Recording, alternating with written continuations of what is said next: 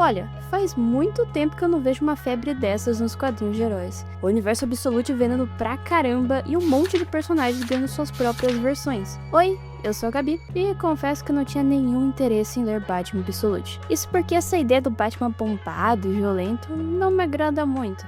Mas, depois de todo esse estouro, eu não podia deixar passar. Então, cá estou finalmente lendo esse negócio. Até então, li apenas o volume 1 da versão física, que eles juntam os 2 primeiros volumes. Então, o que vocês vão ver são as minhas primeiras impressões da história. Se gostarem, posso continuar a comentar sobre as próximas. Enfim, vamos pro quadrinho.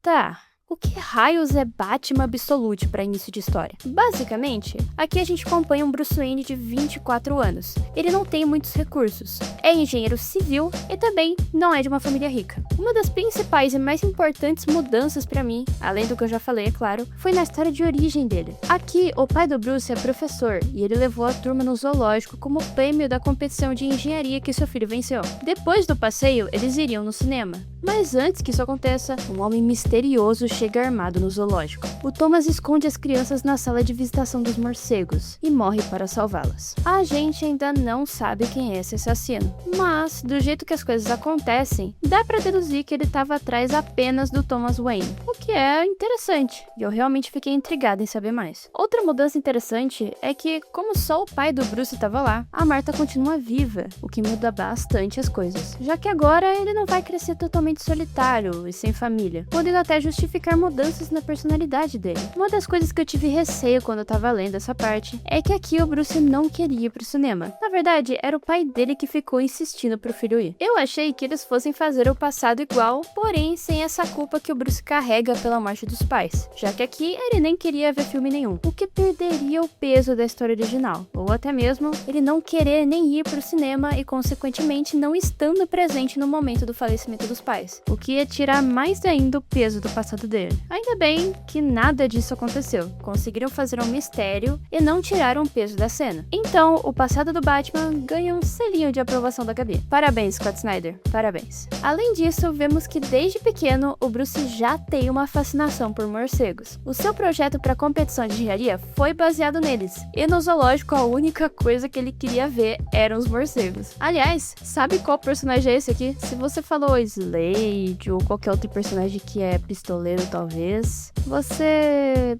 errou bem feio. Esse aqui é o Alfred. Alfred, inscritos, Alfred. Como o Bruce aqui não é rico, não faria sentido ele ter mordomos. Só que eu pensei que o Alfred simplesmente não existiria nessa versão. Mas eles preferiram transformar o mordomo gentil em um pistoleiro, ou sei lá o que, do que simplesmente não ter ele na história. Seria muito melhor, sinceramente. Olha, eu sei que o objetivo é subverter os personagens, mas eu não consigo aceitar esse Alfred, desculpa. Porque não tem absolutamente nada que me lembre o personagem além do nome dele. Seria tão mais natural se certos personagens só não aparecessem na história. Como o Bruce aqui tem uma origem diferente, é óbvio que ele não vai ter os mesmos contatos. É tipo você pegar aquela versão do Superman de A Foice e o Martelo e fazer a Lois ser, sei lá, uma amiga de infância dele ou qualquer coisa assim. Tipo, os pais da Lois nem sequer moram na Rússia, como ela teria nascido lá pra início de história, sabe? O fato do Superman não ter caído em Smallville não muda a existência da Lois. Daí você pode simplesmente falar,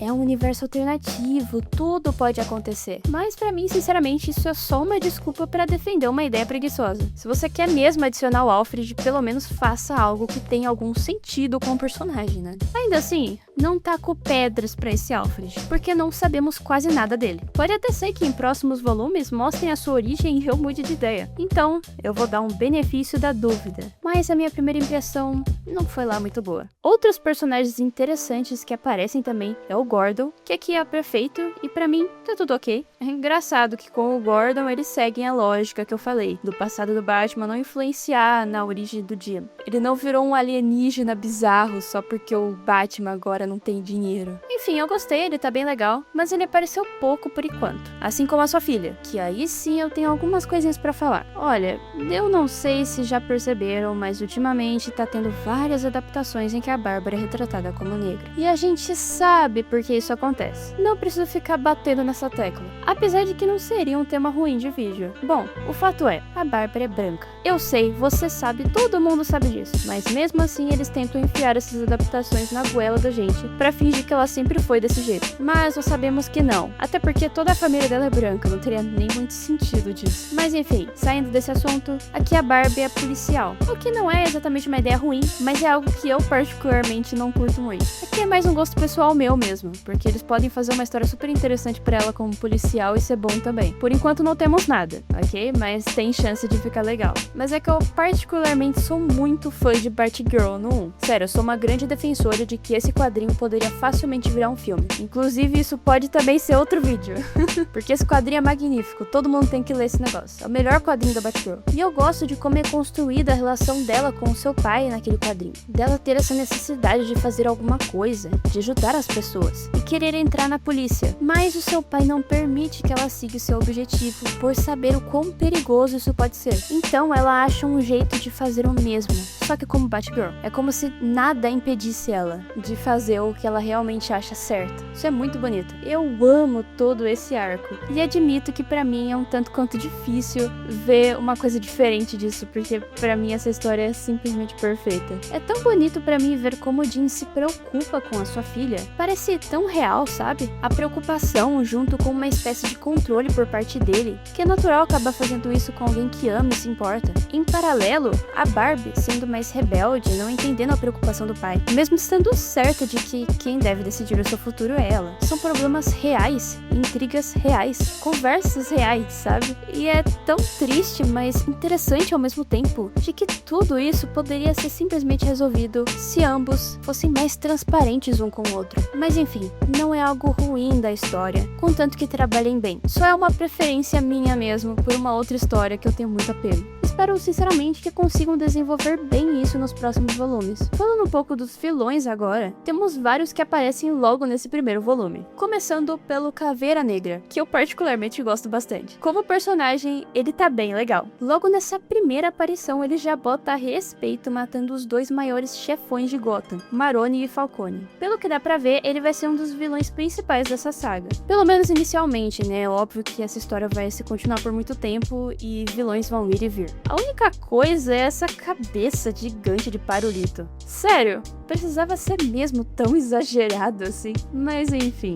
Nosso Máscara Negra Bola 8 tá bem legal. Além dele, temos uma breve aparição do Coringa, que por enquanto ele tá bem interessante. Mas eu já sei como ele vai ficar porque eu tomei spoilers na internet. É quase impossível evitar spoilers disso porque essa porcaria tá em todo lugar. Ainda mais se você acompanha canais que falam sobre quadrinhos, daí fica mais difícil ainda. A Selina também aparece, só que em um flashback. Então nós não temos o visual da Mulher Gato ainda. Mas nada a reclamar também, tá bem bacana. E parece que ela era amiga de infância do Bruce, o que eu sinceramente acho bem legal e até faz sentido. O Bruce original que a gente conhece, provavelmente não teria como ter contato com a Selina desde pequena, por viverem em lugares e realidades diferentes. Já que até que é bem possível. E eu tô bem curiosa pra ver como vai ser construída a relação dos dois, porque eu acredito que vai ser um pouco diferente do que a gente tá acostumado. Além desses, outros vilões fazem uma pequena participação na fatídica Sinal do Poker, que, tenho bastante coisa pra falar sobre. Olha, eu sei que uma história e conveniências vão acontecer, mas aqui foi meio demais pra mim. O Bruce simplesmente indo jogar poker com os amigos dele,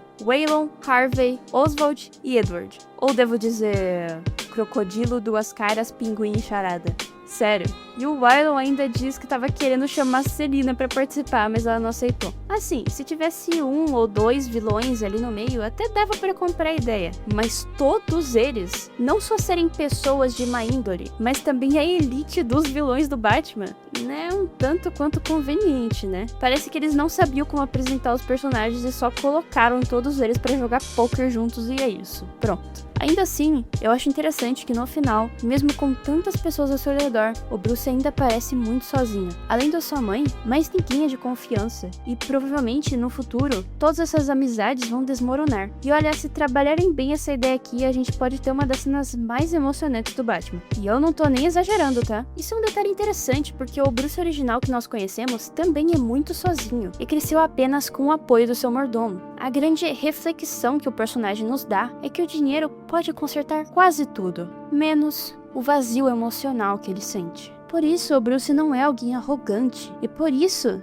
dizemos que a sua verdadeira máscara não é de Batman, mas é de Bruce Wayne, porque ele aprendeu desde pequeno a dar mais valor às pessoas do que aos bens. Muitas pessoas acham que o Batman é o símbolo do consumismo, que ele representa tudo que você pode fazer com o dinheiro, mas na verdade é o oposto disso. Enfim, é triste, mas interessante ao mesmo tempo que, independente da sua fortuna ou classe, o Bruce continua sozinho e mesmo assim com o desejo de ajudar os outros. Um dos meus maiores receios com esse quadrinho era de que o Batman fosse raso e só servisse para mostrar o quanto ele é forte, matando todo mundo das formas mais absurdas possíveis, sem um real propósito ou ideal. Mas eu fico bem feliz em dizer que eu estava completamente errada. Batman Absolute não é nem de longe uma das melhores histórias do Batman, mas mesmo assim é notável o carinho e compreensão dos atores para com o personagem. Não é perfeito, mas tem respeito. O Batman aqui não é uma máquina de matar sem desenvolvimento, como eu pensei que seria.